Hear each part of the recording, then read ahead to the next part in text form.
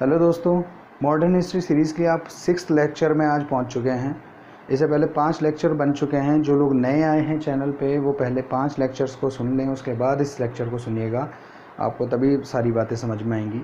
और इस वीडियो में, इस लेक्चर में हम लोग पढ़ने वाले हैं बंगाल और अंग्रेज़ों के बीच के रिलेशंस को। देखो, ये जो आज टॉपिक है इसमें एक ऐसी महत्वपूर्ण घटना घटने वाली है जिसने पूरे भारतीय इतिहास को प्रभावित किया, जिसने पूरे भारतीय इतिहास को बदल कर रख दिया। शायद ये घटना ना घटती तो शायद भारत का इतिहास कुछ और होता, संभवतः कुछ और होता।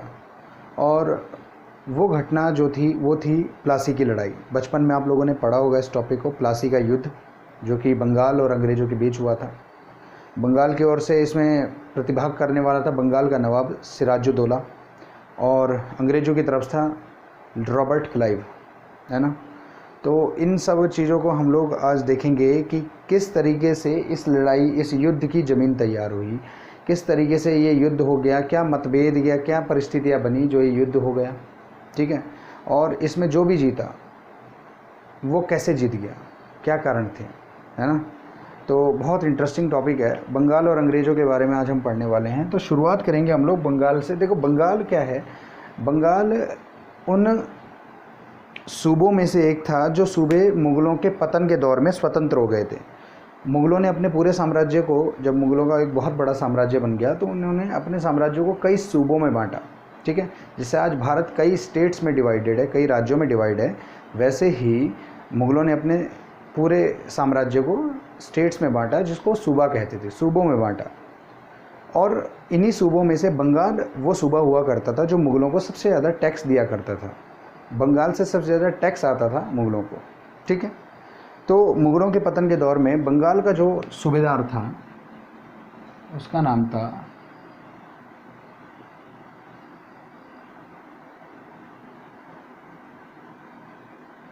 इसके बारे में सिर्फ इतना कह सकते हैं कि बंगाल को स्वतंत्र राज्य, बंगाल को स्वतंत्र राज्य के रूप में स्थापित करने का श्रेय जाता है मुर्शिद कुली खां को, ठीक है। मुर्शिद कुली के बाद अगला जो शासक बना वो था शुजाउद्दीन। कोई महत्वपूर्ण कार्य इसके टाइम पीरियड में नहीं हुआ, ठीक है। शुजाउद्दीन के बाद अगला शासक बना सरफराज, और सरफराज के बाद अगला शासक बना अली वर्दी खां।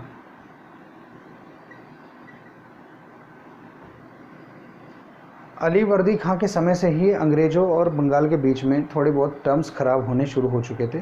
अली वर्दी खां का वैसे तो सीधा सीधा ये हिसाब था, इसने ब्रिटिशर्स के साथ तटस्थता की नीति अपनाई। अंग्रेज़ों के साथ तटस्थता की नीति, तटस्थता यानी कि किनारा, अंग्रेज़ों से किनारा रहने की। इसके बहुत ज़बरदस्त डायलॉग था, यूरोपियन मधुमक्खियों के समान हैं। मधुमक्खियों के समान कैसे कि अगर इन्हें छेड़ोगे तो काटेंगे, और अगर इन्हें नहीं छेड़ोगे तो शहद देंगे। ये बहुत इम्पोर्टेंट एक वाक्य अली वर्दी खां यूज़ कर रहा है। हालांकि इसके टाइम पीरियड में टर्म्स ख़राब शुरू हुए, क्योंकि क्या हुआ था कि जो भारत का मुग़ल बादशाह था उस समय था फ़र्रुखसियर। मैंने बताया था कि कंपनी के डॉक्टर ने इसका इलाज किया, तो फ़र्रुखसियर ने व्यापार के लिए फरमान दिया था, व्यापार के लिए फरमान दिया।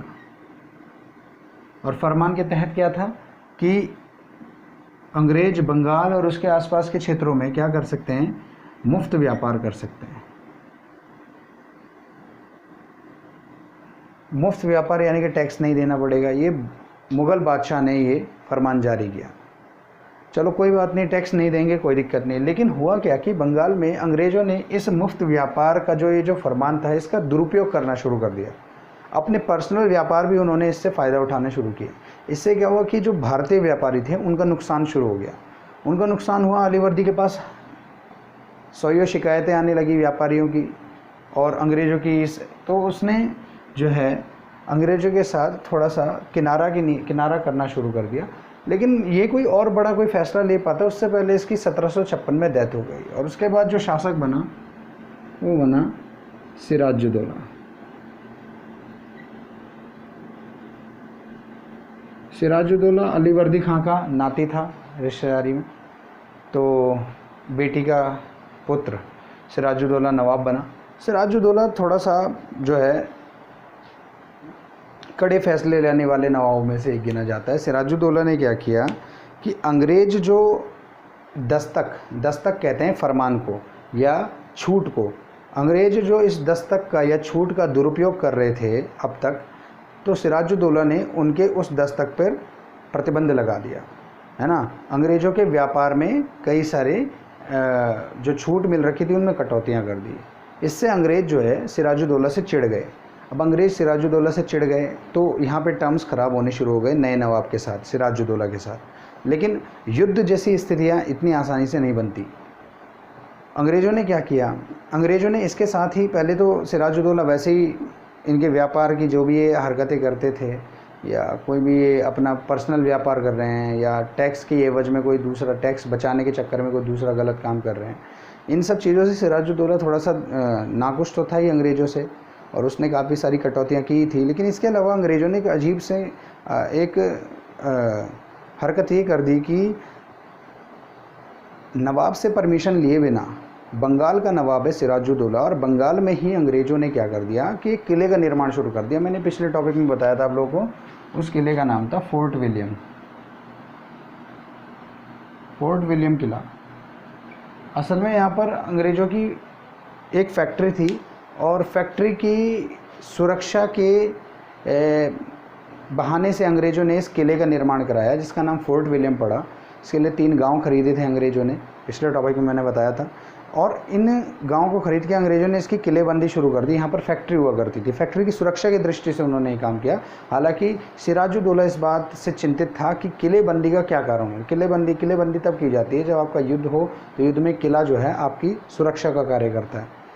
तो एक बात तो ये थी कि पूछे बिना हमारी ज़मीन पे किले बना रहे हैं अंग्रेज़। दूसरी बात क्या है, अच्छा, फोर्ट विलियम वही जगह है जहाँ पर आज वर्तमान कलकत्ता शहर हमारा आज विकसित हुआ है, वो इसी जगह से हुआ है फोर्ट विलियम, ठीक है। तो फोर्ट विलियम जो अंग्रेज़ों ने बिना पूछे बनाना शुरू किया, इससे भी सिराजुद्दौला बहुत गुस्सा हो गया, ठीक है। तो ये छोटी मोटी गुस्ताखी नहीं थी, किला बनाया। सिराजुद्दौला ने क्या किया, 15 जून, डेट याद रखिएगा, 15 जून 1756 में, 1756 में सिराजुद्दौला ने फोर्ट विलियम पर आक्रमण कर दिया। फोर्ट विलियम पर आक्रमण करके वहाँ से अंग्रेज़ों को भगा दिया, ठीक है। जो कुछ सैनिक या जो लोग भी वहाँ पर मौजूद थे उसकी सुरक्षा के लिए, यानी कि अधिकार कर लिया, फोर्ट विलियम पर अधिकार कर लिया सिराजुद्दौला ने।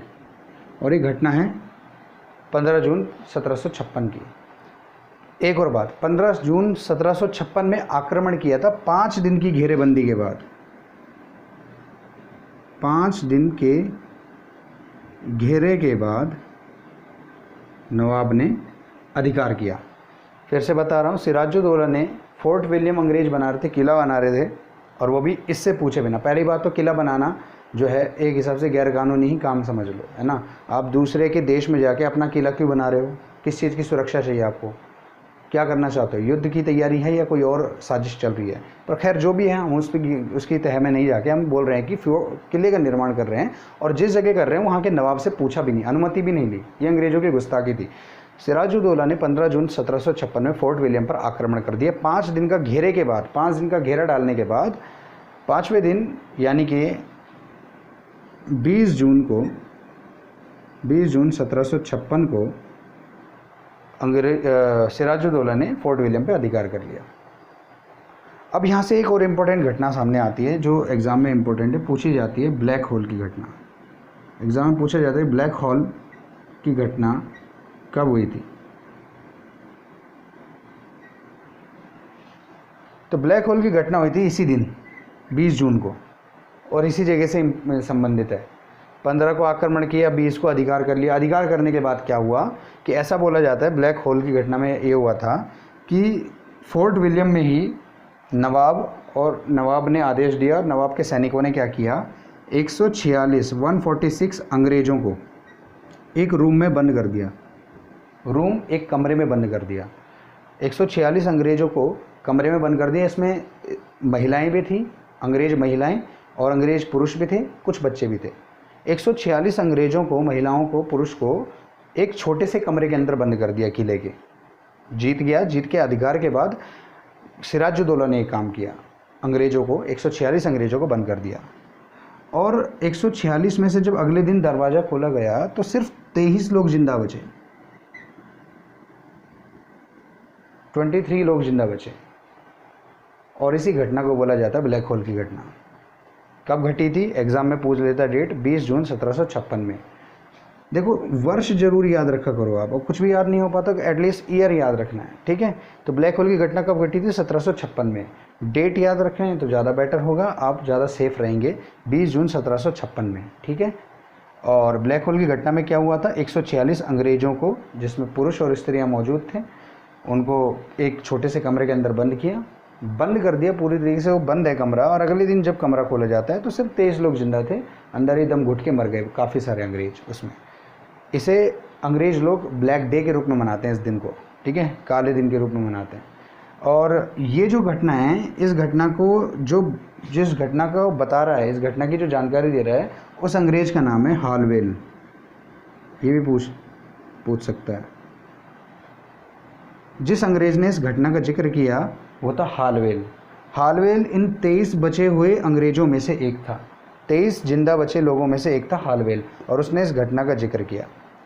इतिहासकारों में मतभेद है, कई सारे लोग इस घटना को सच्चा नहीं मानते हैं। कई सारे इतिहासकार बोलते हैं कि अंग्रेज़ों को बंगाल पे जो आक्रमण करने का बहाना चाहिए था, या अपने आप को जो एक पाक साफ दिखाना चाहते थे। इतिहास में आगे कभी प्लासी की लड़ाई का जिक्र होगा तो अंग्रेज़ अपने आप को थोड़ा सा साफ दिखाना चाहते थे, अपनी छवि को ख़राब ना होने देने के लिए अंग्रेज़ों ने इस घटना को गढ़ दिया, बड़ा चढ़ा के घटना को बता दिया कि सिराजुद्दौला ने ऐसा कुछ किया। हालांकि कई सारे इतिहासकार बोलते हैं कि सब घटना फेक है, सिराज ने ऐसा कुछ नहीं किया था। अधिकार किया तो अलग चीज़ है कि, और ब्लैक होल की घटना को कई सारे इतिहासकार नकार देते हैं कि अंग्रेज़ों की साजिश है ये, अपने आप को क्लियर दिखाने के लिए, है ना। खैर, हमें तो एग्ज़ाम में आने वाले प्रश्न से मतलब है। ब्लैक होल की घटना कब घटी थी? 20 जून 1756 को। 146 अंग्रेज़ों को बंद किया, 23 जिंदा बचे, जिसमें से एक था हालवेल, और वही इस घटना की जानकारी दे रहा है। बस इसको आप ध्यान रखिएगा।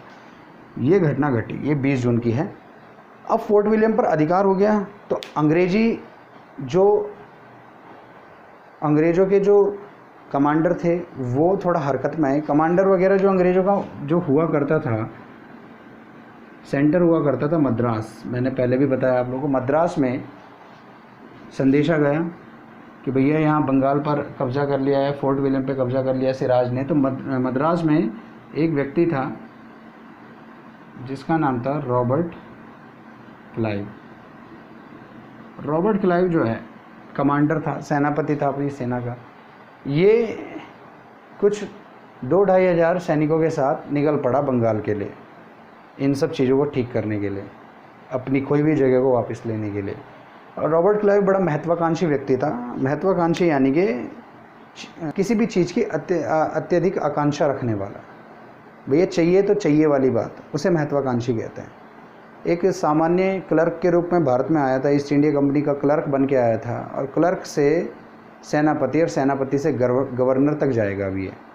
तो उस बंदे के अंदर बात होगी। खैर, जो भी बात है उसको हम देखेंगे। रॉबर्ट क्लाइव आया, और इधर क्या था कि सिराजुद्दौला, ये बड़ी समस्या होती थी कि भारत में छोटी मोटी विजयों के बाद जो है एक उत्साह का जो माहौल बन जाता था। गीत संगीत में सिराजुद्दौला अब मशगूल हो गया, ये सोच के हो गया कि भैया अब तो कहाँ से आएंगे, कौन आएंगे, इतनी जल्दी तो कोई सेना भी नहीं आने वाली वापसी से। लेकिन ये अंग्रेज़ हैं, अंग्रेज़ जिनका आधी से ज़्यादा दुनिया पर कब्जा था उस समय, जिनकी नौसेना, जिनकी नेवी इतनी ज़बरदस्त थी, वो कहीं से भी कभी भी रास्ता बना के कितने भी सैनिक ला के खड़े कर सकते थे।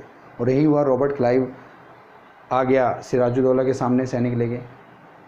छोटा मोटा जो इन दोनों के बीच में एक युद्ध हुआ, या छोटा मोटा जो संघर्ष हुआ, उसमें रॉबर्ट क्लाइव ने थोड़ा सिराजुद्दौला को परास्त कर दिया।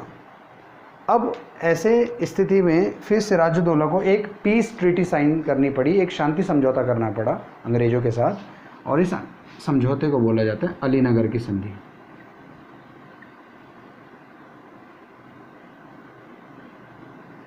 अलीनगर पड़ता है आपका बंगाल में ही। अलीनगर की संधि हुई, और ये संधि हुई थी आपकी 9 फरवरी 1757 को। ठीक है, अगला साल आ चुका है 9 फरवरी 1757। क्या इस संधि में हुआ? क्योंकि अंग्रेज़ों ने बढ़त बनाई थी तो अंग्रेज़ों को फोर्ट विलियम वापस मिल गया। अंग्रेज़ों का फोर्ट विलियम में फिर से अधिकार हो गया, एक तो ये मिल गया। दूसरा, व्यापार में जो छूट की बात चल रही थी वो वापस मिल गई, व्यापार में छूट मिल गई फिर से। ये दो चीज़ें हुई।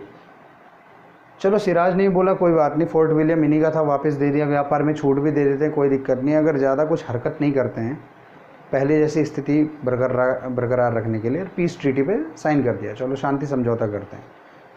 यहाँ तक भी मामला युद्ध तक की नहीं आई थी नौबत, लेकिन एक समस्या अब सामने आने लगी थी। ये सब होने के बाद अब रॉबर्ट क्लाइव थोड़ा ज़्यादा एक्टिव हो गया, या अंग्रेज़ कह सकते हैं ज़्यादा एक्टिव हो गए। अंग्रेज़ों ने बंगाल पर अब अपनी धाक जमाने के लिए क्या किया कि पहले तो अपनी पहले वाली हरकतें पहले शुरू कर दी उन्होंने, व्यापार में जो 10 तरह की गड़बड़ियाँ कर रहे थे। साथ में सिराजुद्दौला के दरबार में कुछ उसके विरोधी हुआ करते थे सिराजुद्दौला के, तो उसमें थे एक सिराजुद्दौला का मुख्य सेनापति था, चीफ कमांडर था, जिसका नाम था मीर जाफ़र। इसका नाम आप लोगों ने सुना होगा। मीर जाफ़र जो कि सेनापति था, उसको अपनी तरफ मिलाने की कोशिश की। सिराजुद्दौला की मौसी हुआ करती थी घसीटी बेगम, नाम थोड़ा फ़नी है लेकिन मौसी का नाम था, उसको अपनी तरफ मिलाया, वो विरोधी हुआ करती थी सिराज की। तो सिराज के सारे विरोधियों को मिलाया। घसीटी बेगम के बेटे शौकत अली को, शौकत को भी अपनी तरफ मिला लिया, यानी कि मौसी के लड़के को। इसके अलावा बंगाल के जो बड़े बड़े व्यापारी थे, एक दो अमीर लोग थे, इन लोगों का दबदबा था थोड़ा बहुत, है ना, जैसे अमीर चंद हो गया, जगत सेठ हो गया, जगत सेठ को मिला लिया। तो ये सारे विरोधियों को सिराज के अंग्रेज़ों ने अपनी तरफ मिलाया, इन्हें पैसे खिलाए, 10 तरह की बातें की है, और सिराज के विरुद्ध इन्हें खड़ा कर दिया। और ऐसे नहीं खड़ा किया, इसके लिए अंग्रेज़ों ने एक पूरी फील्ड बनाई। ऐसा करते करते अंग्रेज़ों ने एक और बहुत बड़ा दाव खेल दिया। किया क्या इन्होंने कि क्लाइव ने चंद्रनगर पे हमला कर दिया। चंद्रनगर को एक बार फिर से ध्यान रख लीजिए, चंद्रनगर कहाँ था? बंगाल में था। तो पहली बात तो बंगाल में ही कर दिया, नवाब के एरिया में हो गया। चंद्रनगर ये थी फ्रेंच बस्ती। फ्रांसीसियों की भारत में सबसे बड़ी बस्ती हुआ करती थी चंद्रनगर, मैंने आपको पहले भी बताया था। और फ्रेंच बस्ती पर हमला कर दिया, चंद्रनगर पर हमला कर दिया और इस पर अधिकार कर लिया। सिराजुद्दौला ने बस ये देखा और उसने युद्ध की घोषणा कर दी सीधा। सिराजुद्दौला ने जैसे ये सुना कि बंगाल के फ्रेंच बस्ती पर, जो कि चंद्रनगर था, बंगाल के चंद्रनगर पर अंग्रेज़ों ने हमला कर दिया है, तो सिराजुद्दौला ने अंग्रेज़ों के विरुद्ध युद्ध की घोषणा कर दी। बस यहीं से हमारा फिर शुरू हो जाएगा प्लासी का युद्ध। प्लासी के युद्ध को ज़रा देखें, समझते हैं। तो प्लासी का युद्ध सबसे पहले तो देख लीजिए। प्लासी एक गांव है, बंगाल में ही पड़ता है। प्लासी का जो ये युद्ध हुआ था, प्लासी युद्ध, ये हुआ था 23 जून 1757। ठीक है, तो 23 जून 1757 को प्लासी की लड़ाई हुई। और इस लड़ाई में एक तरफ था रॉबर्ट क्लाइव, लगभग 3000 सैनिकों के साथ टोटल, ठीक है, जिसमें 140 के करीब उसके पास तोपें थी। और इधर था सिराजुद्दौला,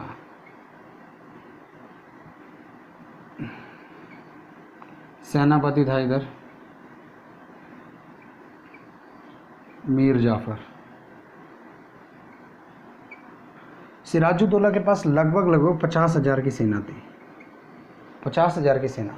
युद्ध साफ है, बिल्कुल साफ है, सिराजुद्दौला जीत रहा है। मैं युद्ध देखने से पहले कोई भी जो इसे बताएगा वो बोल देगा कि युद्ध सिराजुद्दौला जीत रहा है। 50,000 और 3,000 की कोई तुलना नहीं है, चाहे कितने आधुनिक हथियार हो, लेकिन फिर भी 50,000 सैनिक आराम से जीत सकते हैं रॉबर्ट क्लाइव से, कोई दिक्कत वाली बात नहीं है। लेकिन खेल यहाँ पर ये हो चुका था कि रॉबर्ट क्लाइव पहले ही मीर जाफ़र को ख़रीद चुका था।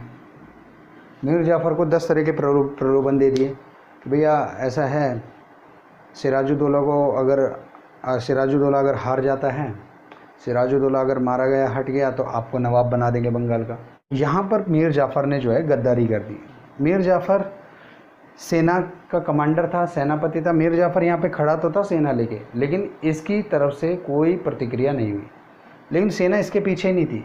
दो सेनापति लोग और थे सिराज के पास, दो व्यक्ति और थे जो थे, एक का नाम था मीर मदान और एक का नाम था मोहनलाल। ये भी सेनापति थे, मुख्य सेनापति नहीं लेकिन सेनापति थे, ठीक है। मीर मदान और मोहनलाल ने पूरी वफादारी दिखाई और इन्होंने अंग्रेज़ों पर आक्रमण किया। अंग्रेज़ों की तरफ से भी फायरिंग हो रही है। अंग्रेज़ों के पास तोपें ज़्यादा हैं, बस इतना ध्यान रखना। सैनिक कम है लेकिन तोपें ज़्यादा हैं, इनके पास इतनी तोपें नहीं हैं। लड़ाई चल रही थी, बराबरी की लड़ाई कह सकते हो इस समय, क्योंकि देखो इनके पास तोपें हैं ज़्यादा। इधर जो है मीर जाफ़र तो साइड हो रखा है, इसकी तरफ से कोई प्रतिक्रिया हो ही नहीं रही है, तो आप बराबरी की लड़ाई अभी कह सकते हो। इधर से भी तोपें चल रही, उधर से भी। इसी बीच में बारिश हो गई।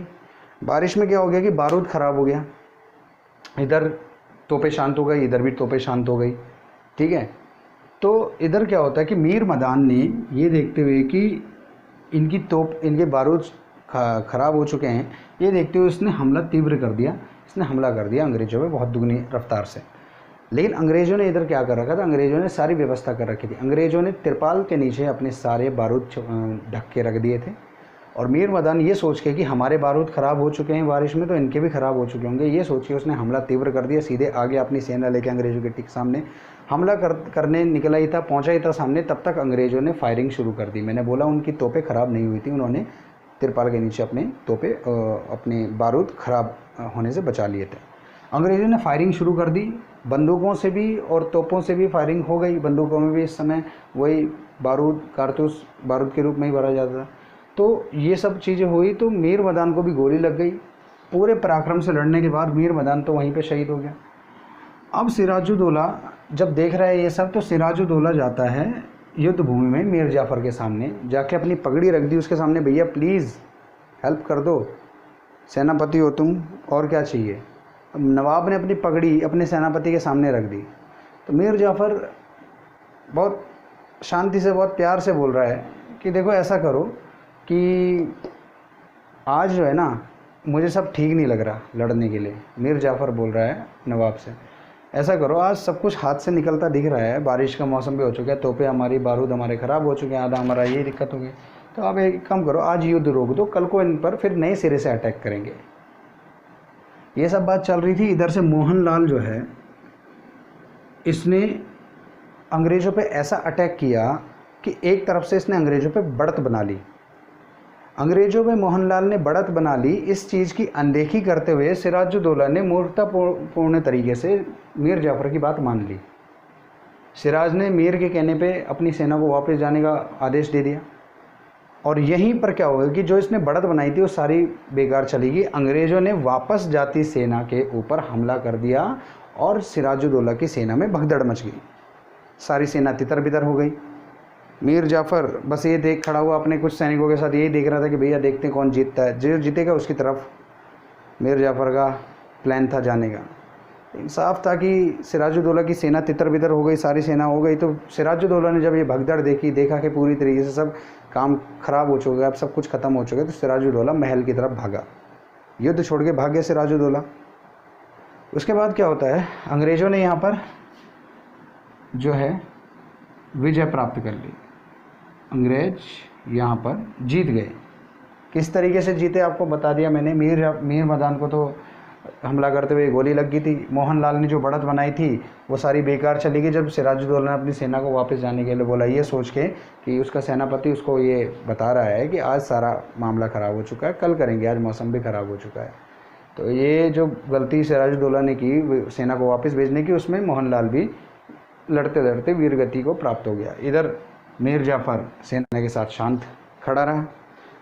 तो अंग्रेज़ों ने राजमहल में पहुंच के सिराजुद्दौला का जो है हत्या कर दी, सिराजुद्दौला को मार दिया और इस तरीके से प्लासी की लड़ाई ख़त्म हुई अंग्रेज़ों की जीत के साथ। और यहाँ पर हमें पहली बार दिख रहा है कि अंग्रेज़ों के हाथ में पूरा का पूरा एक सूबा, पूरा का पूरा भारत का एक बहुत महत्वपूर्ण राज्य आ चुका। अच्छा, बंगाल की बात करें तो बंगाल उस समय बहुत विस्तृत हुआ करता था। आज के जैसा बंगाल नहीं, आज पश्चिमी बंगाल है हमारे पास भारत में, लेकिन उस समय बंगाल में हुआ करता था आपका बंगाल।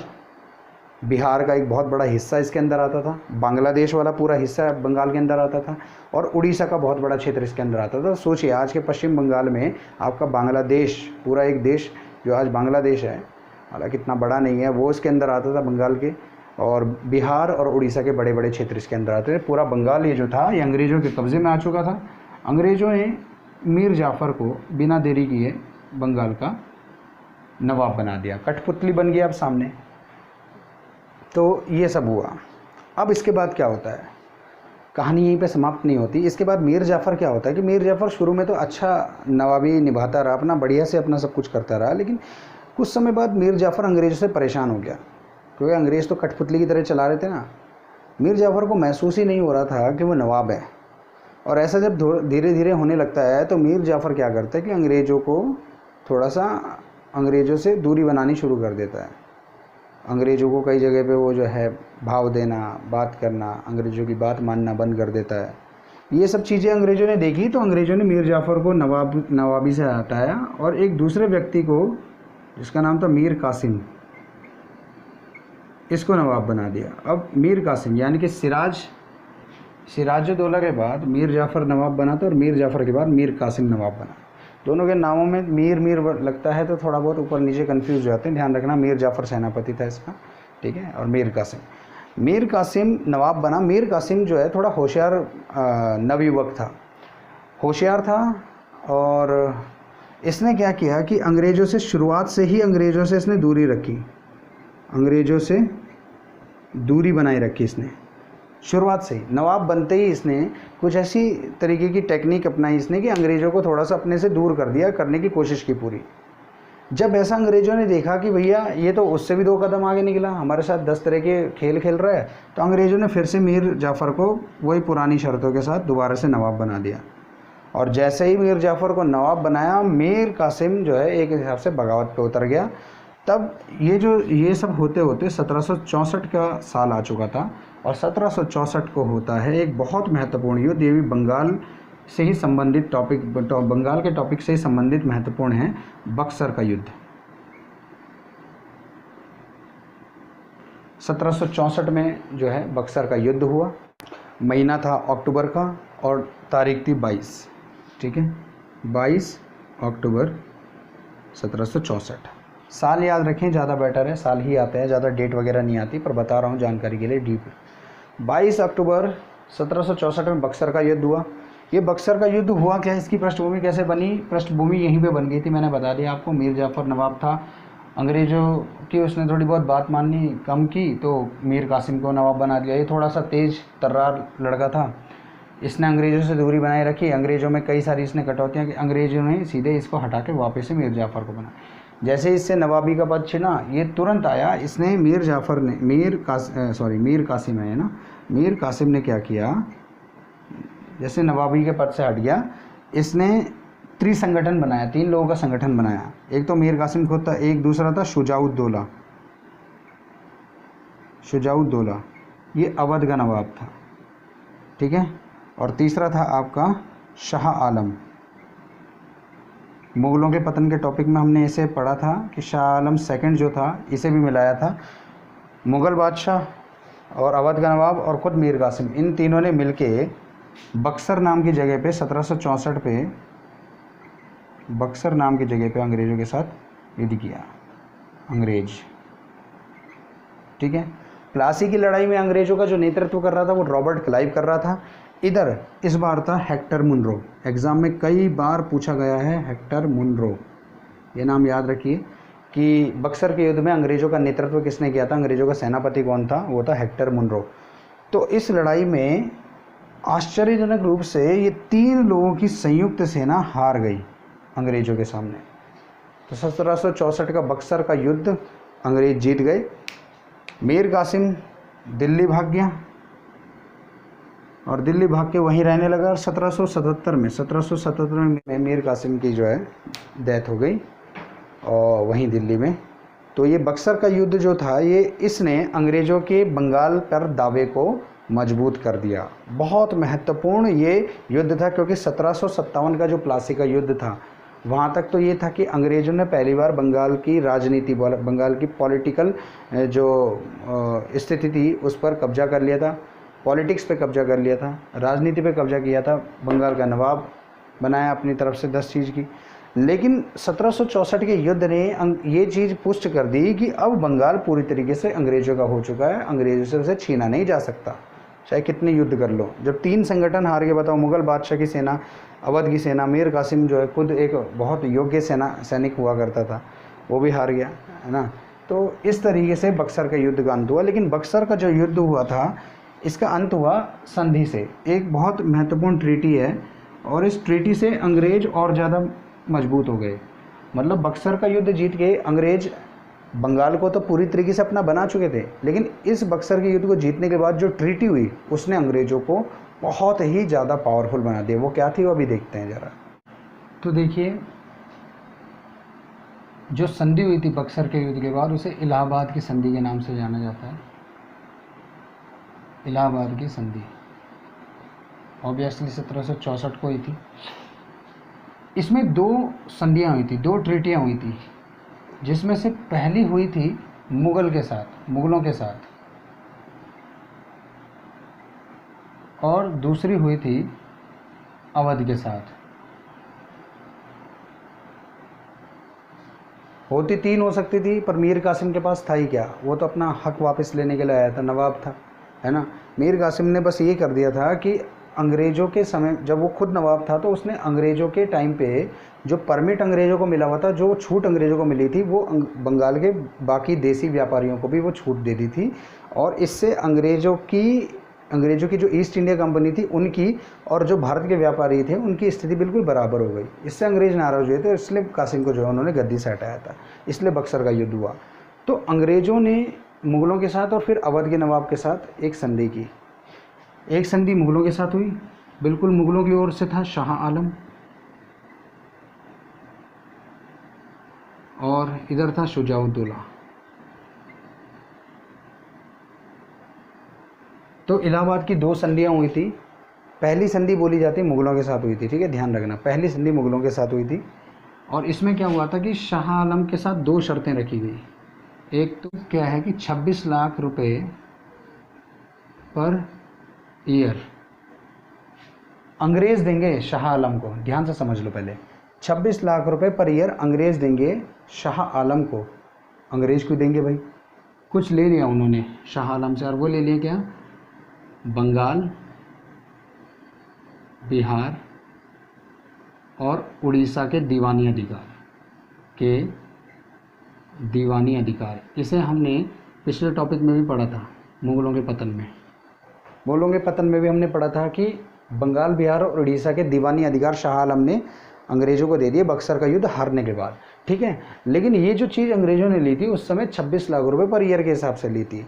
अब दीवानी अधिकार का मतलब हो गया कि फाइनेंशियल जो भी सारी सेटलमेंट है वो अंग्रेज करेंगे, वहाँ पे सारा फाइनेंस अंग्रेजों के पास चला गया। और ये भारत के बहुत महत्वपूर्ण क्षेत्र थे, बहुत उपजाऊ और बहुत ज़्यादा जहाँ से टैक्स कलेक्ट हुआ करता था, वो क्षेत्र अंग्रेज़ों के अंडर में चला गया सीधा। अंग्रेज अब वहाँ का फाइनेंस देंगे, अंग्रेज वहाँ की सारी आर्थिक स्थिति को देखेंगे। बस मुग़लों को क्या मिलेगा, शाह आलम सेकंड को क्या, शाह आलम सेकंड है, इसको क्या मिलेगा, 26 लाख रुपए पर ईयर मिलेगा। बक्सर का युद्ध हारने के बाद उसे 26 लाख रुपए पर ईयर मिलेगा, लेकिन उसने बंगाल, बिहार, उड़ीसा की पूरी फाइनेंस अंग्रेज़ों को दे दी। ये बहुत बड़ी जीत है, क्योंकि ये हिस्सा सीधे सीधे फिर अंग्रेज़ों के अंडर में आ चुका है। अंग्रेज़ यहाँ पर अपनी हुकूमत कर रहे हैं, क्योंकि फाइनेंशियल अधिकारी हो चुके हैं ना यहाँ के। दूसरा क्या है कि उन्होंने बदले में सिर्फ दिखावे के लिए हो गए कि 2 जगह मुग़लों को दे दी शासन करने के लिए, एक तो कड़ा और इलाहाबाद। कड़ा और इलाहाबाद ये शाह आलम को दे दिए। कड़ा भी यूपी में पड़ती थी जगह, कड़ा और इलाहाबाद ये दोनों मुग़लों को मिल गई, ठीक है। अवध के नवाब के साथ क्या हुआ, अवध के नवाब के साथ जो हुआ वो बड़ा दिलचस्प है। 50 लाख रुपए तो पहले इससे युद्ध का हर्जाना लिया। वो तो मुग़ल बादशाह था ना, तो उसके पास ज़्यादा चीज़ें थी, उससे तो कुछ चीज़ें ली, कुछ दे दिया। ये तो दिखावे की चीज़ है, क्योंकि उसके सामने ये कुछ नहीं इतना, पर है जो भी है वो चीज़ मुग़लों से ले ली 26 लाख रुपए पर ईयर के बदले में, ठीक है। ज़बरदस्ती की बातें, क्योंकि 26 लाख रुपए उसके सामने कुछ नहीं है, जहाँ जितना वहाँ से उगाई होती थी। और कड़ा और इलाहाबाद की जमींदारियाँ मुग़लों को दे दी, कड़ा और इलाहाबाद की जमींदारी दे दी। इधर अवध के नवाब के साथ भी 2 शर्तें हुई। पहली शर्त में 50 लाख रुपए युद्ध हर्जाना लिया अंग्रेज़ों ने, इससे लिया युद्ध हर्जाना, होता भी है। 4 लोगों की लड़ाई हो रही है तो 4 में से जो सबसे हल्का होता है, जो सबसे थोड़ा कमज़ोर होता है, वो लगता है, वो उसको जो है उसके ऊपर सारा बोझ पड़ता है ज़्यादातर लड़ाई में, है ना। तो वही था शुजाउद्दौला, जो कि सिर्फ अवध का नवाब था मामूली सा, इससे युद्ध हर्जाना लिया 50 लाख रुपए, और प्लस इससे कड़ा और इलाहाबाद छीन लिया।